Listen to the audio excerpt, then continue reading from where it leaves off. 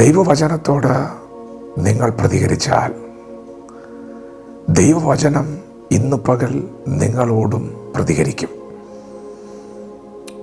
ദൈവം തൻ്റെ പുത്രനായ യേശുവിനെ നമ്മുടെ പാപങ്ങളുടെ പരിഹാരത്തിന് വേണ്ടി ഈ താണഭൂമിയിലേക്ക് അയച്ചു. നമുക്കെല്ലാവർക്കും വേണ്ടി ഒരുവൻ ജനിച്ചു. യേശു കർത്താവ് നാം മരിക്കേണ്ടതിന് പകരമായി ക്രൂശിൽ മരിക്കുമ്പോൾ നമുക്കെല്ലാവർക്കും വേണ്ടി ഒരുവൻ മരിച്ചു. നമ്മെ പാപത്തിൽ നിന്ന് മരണത്തിൽ നിന്ന് വീണ്ടെടുക്കുവാൻ മരണത്തെ ജയിച്ച് പാപത്തെ ജയിച്ച് യേശു നമുക്കെല്ലാവർക്കും വേണ്ടി ഉയർത്തെഴുന്നേറ്റു. ഇത് നമുക്ക് വേണ്ടി സ്വർഗത്തിൽ നിന്ന് പുറപ്പെട്ട രക്ഷയുടെ വചനം. പ്രിയപ്പെട്ടവരെ, നിങ്ങളിത് വിശ്വസിക്കുന്നുവോ? നിങ്ങൾക്ക് വേണ്ടി ഒരാൾ ജനിച്ചു, നിങ്ങൾക്ക് വേണ്ടി ഒരുവൻ മരിച്ചു, നിങ്ങളെ വീണ്ടെടുക്കുവാൻ ഒരുവൻ ഉയർത്തെഴുന്നേറ്റു.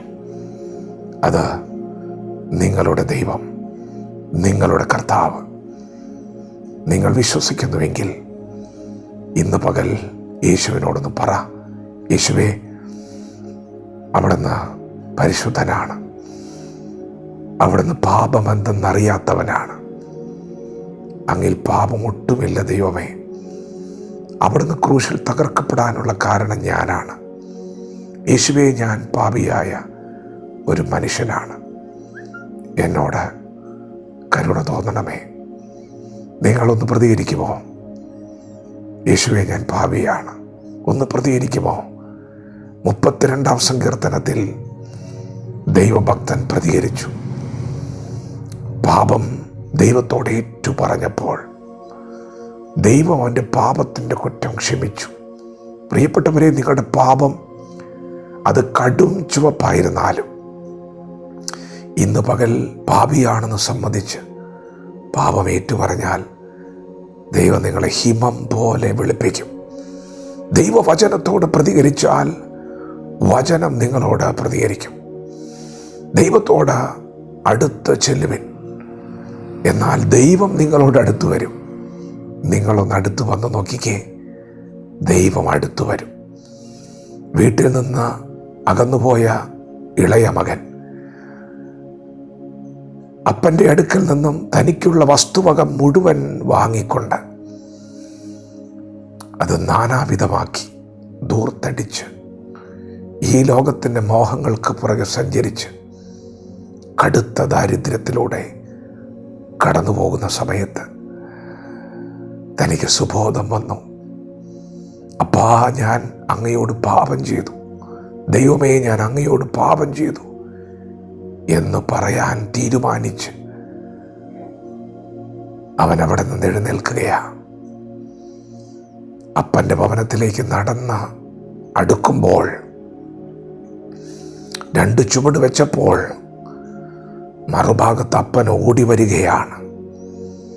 ദൈവത്തോട് അടുത്ത് ചെല്ലുവിൻ, എന്നാൽ ദൈവം നിങ്ങളോട് അടുത്ത് വരും.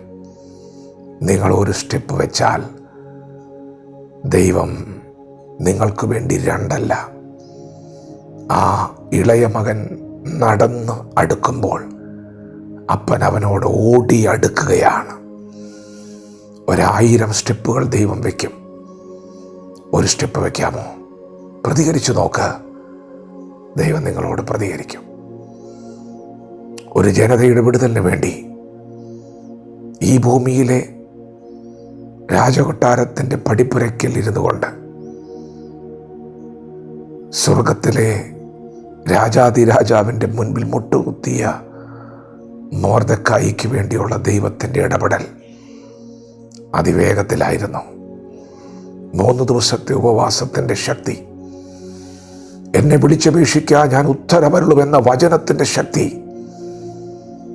ഒരു വ്യക്തിയുടെ പ്രാർത്ഥന, ഒരു ജനതയുടെ വിടുതലായിരുന്നു.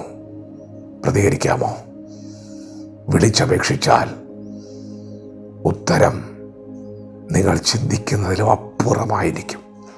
വചനത്തോട് പ്രതികരിച്ചാൽ വചനം ഇന്ന് പകൽ നിങ്ങളോട് പ്രതികരിക്കാൻ പോകുന്നു. പ്രതികരിക്കുക. വചനത്തോട് പ്രതികരിക്കുക. ദൈവം നമ്മെ ഓരോരുത്തരും ഈ പകൽ അനുഗ്രഹിക്കുമാറാകട്ടെ.